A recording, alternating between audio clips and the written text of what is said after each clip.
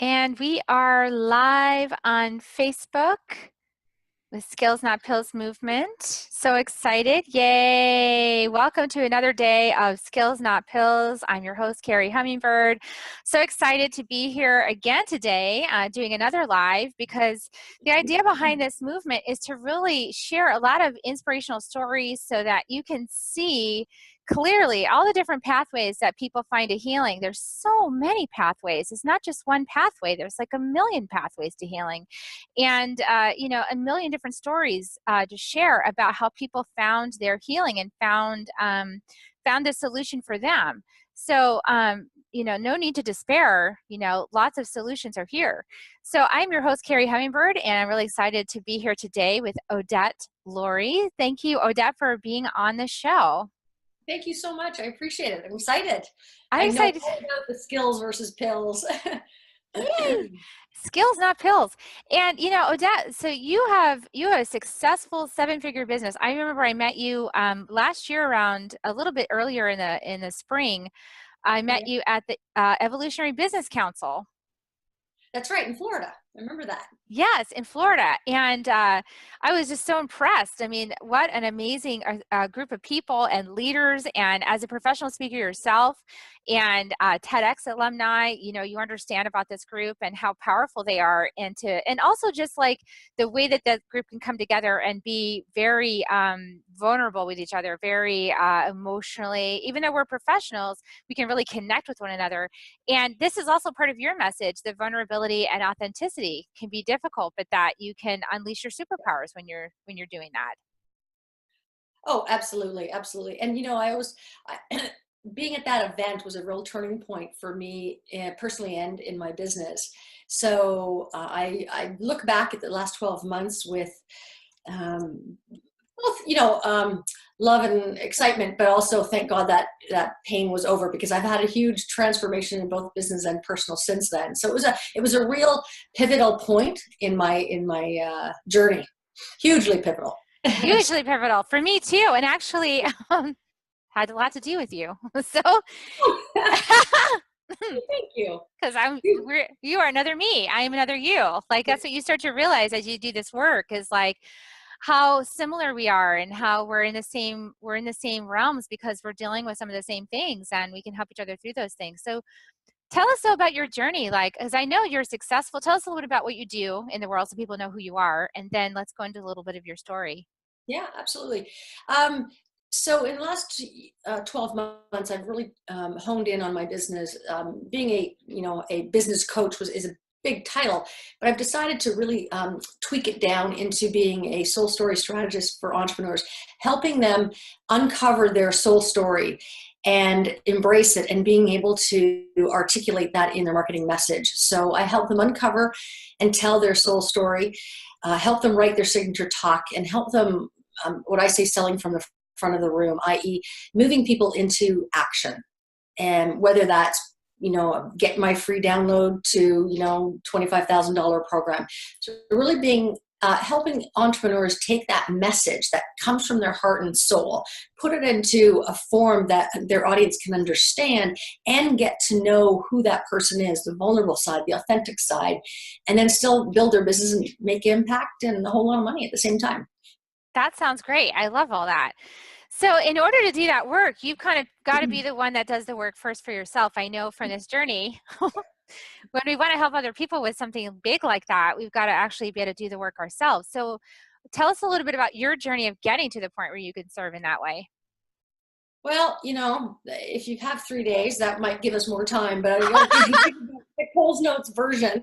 Um, when I started this business, I had a business prior when I was much younger and a very successful business. And I went into coaching to teach people how to start their business, how to build a business.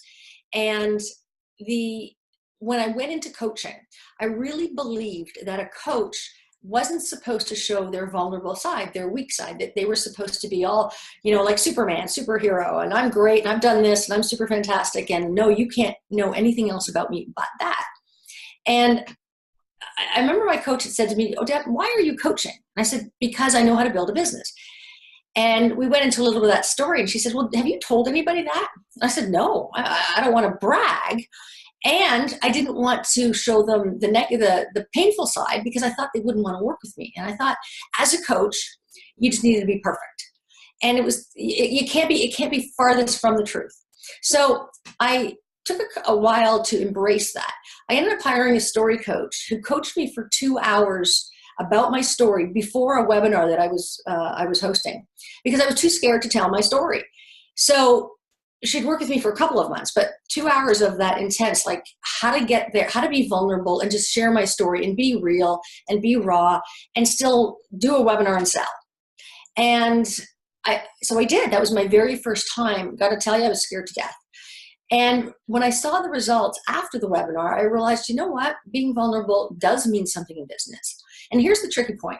I didn't want to just be vulnerable for the sake of making money. I wanted to be vulnerable because I wanted people to know who I was at my core. And when you are walking around with walls and trying to avoid being vulnerable or being authentic, what happens, what for other people, but for me, I had this wall up and I came across as scary, intimidating, unapproachable.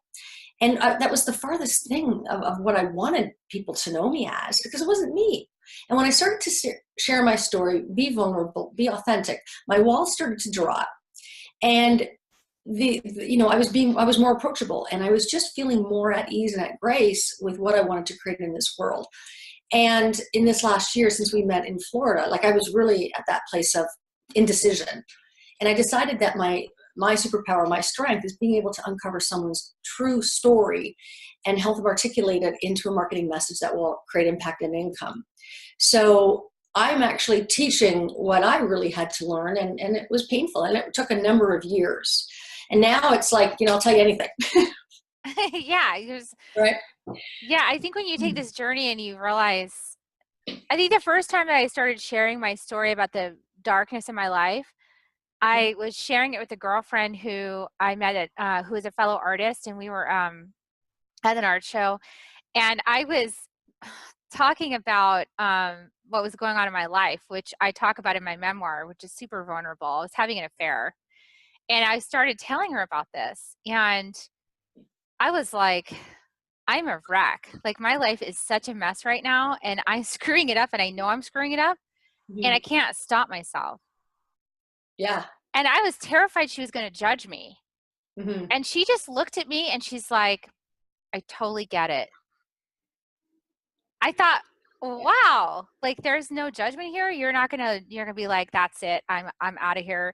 She's still my friend today. And her life has gone through lots of shifts and changes. And my life has gone through lots of shifts and changes. And it was that was really the first time that I told somebody the thing I was doing, that I knew wasn't right. And then it kind of got worse before it got better, but then it started getting better to the point where I could be honest with myself.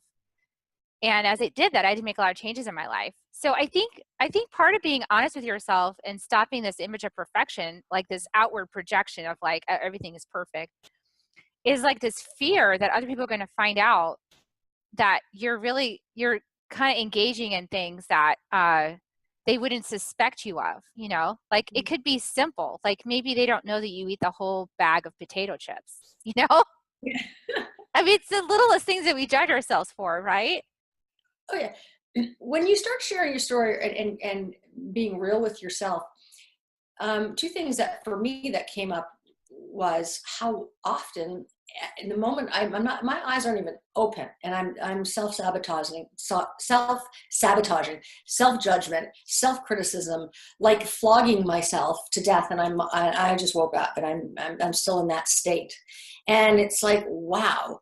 So to me, that was a scary reality, because I realized I'm beating the crap out of myself on a regular basis. And it doesn't just stop in the morning. And so I think the first thing for me was that awareness of what I was actually doing to myself. And I needed to stop that. And we all know that doesn't stop on a dime. But I started to make conscious decisions on a daily basis.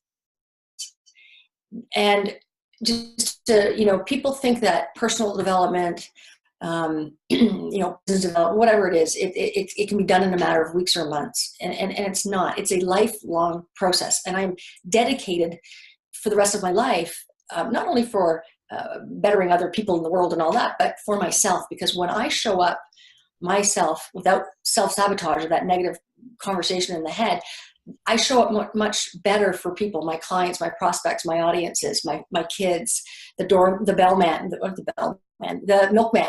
Like, you know what I mean? Like, it's a ripple effect. And it all starts with what's going on up here. It does. Okay, and not only just what's going on up here, but what's going on in your subconscious that you don't even know is happening. Exactly. Right. This is the journey that you and I have been on. I know you've been on because I was with you a little piece of it. And I've been on is like this magical journey into, we know we're self-sabotaging. We know that we're thinking things because we become aware at some level, like that things are happening, or we see the patterns in our life and we notice it. But then it's like, well, I can't stop. Like, how come I can't stop it? How come I can't, if I know it, how come I can't change it? And Right. there's this whole way of healing that I think people maybe not aware of, all the different ways that you can address that. I know that you've gone, some of the things I know you've done, but tell us some of the things that you've done in your journey to uncover those hidden patterns. Well, when I started coaching in 2009, I actually went full-time in around 2010. Literally, like I went full-time. I had a job. I had a part-time job. I let go of the job, and I was really excited. I'm going to be, be a coach, and I'm going to be out there doing my thing and all that kind of stuff. And I had been an entrepreneur prior to that for over 10 years. So I love being an entrepreneur. I don't like being guided and dictated by, a boss. And so about 30 days later, my world started to fall apart. And in a matter of 8 months, that first 8 months of my business, I ended up getting, so I was in a blended family cohabitation relationship, so not married, but whatever you want to call it. That ended. Both of my parents, who were in their 80s, they both fell, they broke their hip, and they both passed away within a couple of months of each other. Oh my gosh. And yeah, and somewhere in there, and I don't even remember when, but I remember going to bed one night feeling kind of crappy. And overnight, it was like some invisible force snuck into my room and pinched the nerves on either side of my neck. And when I woke up, I had no movement or feeling in my arms or in my hands. And I literally, I thought my arms were asleep. But months later, I realized that I had pinched nerves, that every time I would wake up, what would happen is it would tighten up and my hands would be curled in. Like if anyone has seen rheumatoid arthritis fingers, where your hands just kind of curl in. I couldn't move my upper body. And that lasted for over 18 months. And it was due to stress, of course. So I was like a walking, a pervert, what do you call it? A walking metaphor, because my future and my past were gone in a matter of months, and I was left with my present. And in my present, I was paralyzed. And it was the fear of, how can I build my business? How can I raise my 2 kids by myself? I had to move to a new city, et cetera, et cetera. But there was a driving force in me that thought, well, there's probably, quite simply, I thought, well, no one's going to hire me, so I better make this work. And I've got 2 kids to feed. So it was a real journey. So I experienced an emotional and a spiritual breakdown.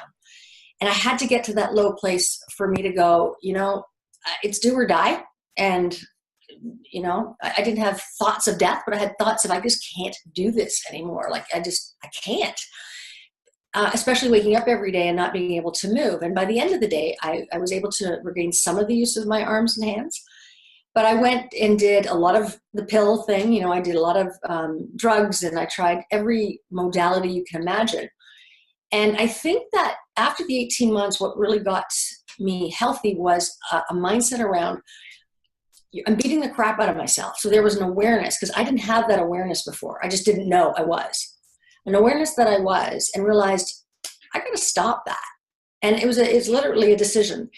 And everything just started to relax and calm down, including the nerves, because the nerves were like this proverbial thing that we're going to hang on for dear life. And as soon as I started to mentally go through the process of letting go, everything started to calm down. And I can tell whenever I get anxious, or I start to perseverate on an issue, or I start to, make a meaning of make a situation mean more than it actually is, or make a story about it, my neck instantly seizes up, and it's my warning sign to go, whoa, you hit your brick wall. And it takes 3 or 4 seconds. And I know my body knows. And I've learned to start listening to my body, finally. Wow, what an amazing to see. Now I know that was a difficult thing to endure, but the thing that when I'm listening to your story that fascinates me so much is how the body did exactly what you were feeling inside. Yeah, yeah. Like it paralyzed you because you felt paralyzed. You're right. And I never really looked at it that way. And that just opened up another, oh yeah, you're right. I like just showed The you body knows, right? I think that's to me, like that's what makes this journey through life so fascinating when you open to realize that like you were saying, like everything is a metaphor. This is one of the things when I was in training for energy medicine school at the Four Winds that they taught you is that a lot of people operate at what they call like serpent level. So if you, because this is shamanism, so it talks about things in animals so you can understand it. So a serpent goes along the ground, like it kind of like it's very instinctual, it's connected to the earth and it just goes along the earth. And maybe you can lift up like that, like a little tiny bit and see a little farther, like 2 inches ahead, but it really is on the ground. And then the next level is like jaguars, like your feelings. It's like your limbic brain, Mm-hmm. that part. But in order to heal, like, so most of our culture is in like the emotions, the limbic brain and the reptilian brain, the serpent and the jaguar. Like most of our world lives in that place. But in order to create magic and mystery or to make sense of your life at a soul level, you've got to move to hummingbird, which is the mythic. It's your frontal cortex, which is, I think why hummingbird came to me, is like you've got to move to that place of storytelling, like where everything has a meaning, where everything has a purpose, where everything is happening because it's part of this bigger story of your life that is going to make sense once you look back and connect the dots, and you Yeah. and you see it. And so that's why I love these kinds of stories, because you can see the dots connecting. Well, absolutely. And, I was always so black and white. I was like, it's either you're in or out, right or wrong, good or bad, whatever. There was nothing in between. And so here, obviously living my life on a surface level, but on very much a judgment level of, yeah, it is or it isn't. And there was not even a thought of looking at the gray area or the area in between. And now I try to live in that area in between because I don't even know why I do. It feels lighter. It feels easier. It feels like the place to be because there's no hard and fast rules with life or the way that you should be or could be or need to be or what society tells you, what your parents tell you, or what you tell yourself. If it doesn't feel right, and I'm not just talking about being afraid of something. I'll use sales calls as an example. People go, well, it doesn't feel right for me to pick up the phone. Right? That's just fear. That's different, right? Yeah, Yeah, that's your I hear it all ego. the time, but I don't feel it. I'm like, all right. But so, let's really talk around that. But it's really about being in alignment. And when you're in alignment, your head, your heart, your feet, then that's when you're going to take off in your life. And that alignment is only dictated really by you, not by anybody else in this world. It's probably not dictated by this world at all, right? That's a whole other conversation. So, and I think we too often, like, when you get to this place of, for me, living in this place of the in between, I can now, as clear as day, see the people that live in the black and white world and the shoulds and the coulds and the society rules. And it's so apparent to me. Now, my kids are 18 and 20, and I don't want to live in regret. But if I knew what I knew now, as they say, I would have been a completely different parent. And it's about what do we instill in our children, like, right? And it's like, wow. So now my kids get me at a different level, but it's like, wow, we push our children and society in a way that we think they should live and be and act. And we forget that they're their own person. They are their own person, just like everybody in this world is their own person. Does that make sense? It does. It does. Because I actually parented, because I had my awakening right in the middle of my divorce and everything else. Like I left my former marriage, and then that was 8 years ago. and we separated households. And the gift that that gave me was being able to see myself as a parent as separate from this union that I had been part of. So it kind of illuminated the parenting styles, like it clarified it all, like who is what parent and what is causing what to happen, and where are Yeah. these things, how do you parent versus how do I parent, like it became so clear. Yeah. And it's an interesting journey because I realized that I had a very different parenting philosophy because I live in the gray area. Mhm. I realized that things are metaphorical a lot of times, and lessons are necessary in order to get the wisdom that will bring you to the next thing that you're meant to do. So there Yeah. are, I live in a place that doesn't think there's bad things that happen. Like there's just things that happen that have to be experienced that Right. might be unpleasant, but Yes. they're all gifts. Even that thing, like my son at one point, I had to go to class. I was studying in the middle of my class training, and I knew that the minute I was in a class container, for example, like if I signed up for the class, I'm in the container. The Right. last thing I was going to do is delay that, especially if it was a difficult class, because I didn't want to spend like a whole year in that container and the Right. dynamics and the energetics of that and have that unravel in my life. It's like I'd rather go right through the heart of it and deal with that. you know Yeah. so I actually did that, and there was a lot of there was a it was my son was having a difficult time, and so people were like, well, how come you're not quitting that class and staying home with your son? I Mm. said, because I can be more of service to him by doing my personal work and cleaning up this ancestry than I can if I stay here and hold his hand in this moment. Like it's going Right. to actually be longer term more beneficial if I go do this work. And I think years later they understand now because they've seen it. Seeing is believing for many people in the black and white world. They have to see it to believe it. If they don't see it, they don't believe it. But if you live in the gray world, you know that things, you can sense it with other senses. You know things are happening. It's your intuition, I guess. Right. There's a strategy that I read in a parenting magazine about 15 years ago, and I implemented in my business, and I teach it to my clients. And it's called the 10-10-10 rule. And I've added an extra 10, so 10-10-10-10 rule. It's 10 minutes, 10 minutes, 10 days, 10 months, and 10 years from now. So when you're dealing with a situation, a thing, whatever it is, you need to ask yourself, how will my decision affect me in 10 minutes, 10 days, 10 months, and 10 years from now?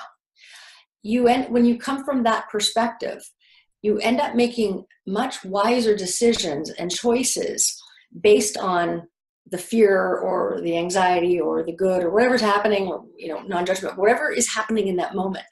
So when we talk about kids, with that story, well, how come you're not at home with your son? Well, in the 10 minutes that might soothe your son, might be what he needs in the moment, but 10 days, 10 months, 10 years from now, it won't serve him. So you need to be doing the thing that will serve at the highest level. And you need to just take a look at that. And there's a lot of people that I call the 10-minute moment people. They're in pain in the 10 minutes and they want to just jump out of the pain. They like, whether it's sales calls or conversations or they need to be real with themselves or whatever it is. And I find that the world lives in the 10-minute moment without really taking a look at the consequence, good, right or wrong, good or bad, for clarification of what's going to be down the road. And I encourage anyone who's listening to this to try that and to be really real and honest with yourself. That can you survive this 10 minutes with whatever it is that you're dealing with? Probably. So it really has you focus on the bigger vision, the bigger picture of life, rather than the little tiny nuances that keep us trapped. I love that. And it's sort of like the 10 minutes, because we know emotions pass Oh yeah. in about, if you let emotions just flow, they go in a couple of minutes. Oh, totally. Yeah. Yeah. If you just let them, it's Yeah. done in 2 minutes. And people are terrified to do that because they're like, oh no, if I open that door, it'll go on for years. I will never stop. I will cry for years. And that is just, it's a fear, but it's not true. There could be a backlog, if you've never been expressing your emotions. There is that initial period of like, purging it all out. But then when you get in right relationship with your emotions, you could have an emotion and it could pass through in literally 10 seconds. Done. Yeah. Bam. Yeah, you're either, yeah, if you're emotionally constipated and you want to get rid of it, Emotionally you constipated. have to have the emotional diarrhea. Seriously. Seriously, we know about this. Yeah. And I really love the fact because you're clearly very well grounded in the third dimension, what I call the third dimension. So, I like that you're a bridge for people that are very like that black and white thinking that you can communicate. I tend to, those people think I'm woo woo. They think I'm Yeah. I use that word. crazy. They think I'm just like out there. But I think the thing that they don't realize is that in your model, I'm dealing with the 10-year plan. I'm dealing with the 10 lifetime plan. Like I'm looking even beyond that into lifetimes. Like what have I got to heal that isn't maybe happening in this life, but is happening, a really long time ago or in the future that I need to prepare for. So I just have a different perspective, I think, than people might have. There's no right or wrong with any of it. It's wherever you are, is perfect for you. So there's no judgment. Exactly. Yeah. So we're getting near the end of our time, and I wanna invite you to share with us how you would like people to connect with you and work with you. If anything coming up that you want people to know about. Oh, absolutely. Yeah. We've got something in the works. So so if those people, I'll give you two things. This is for anybody and anyone can use this. I have a guide that I wrote called How Big Is Your Butt? Learn the 7 ways you sabotage your own success. And it's an audio and a PDF that really outlines the things that are holding you back. Like we compare ourselves to other people and find ourselves lacking. We think we're not good enough, so we don't try. We can't make a decision. We're fear of judgment, all those kinds of things. And it's a fun guide, but it's a real eye opener for a lot of people. So you can access that at odettepeak.com. So it's ODETTEPEEK.com, and check it out, the How Big Is Your Butt.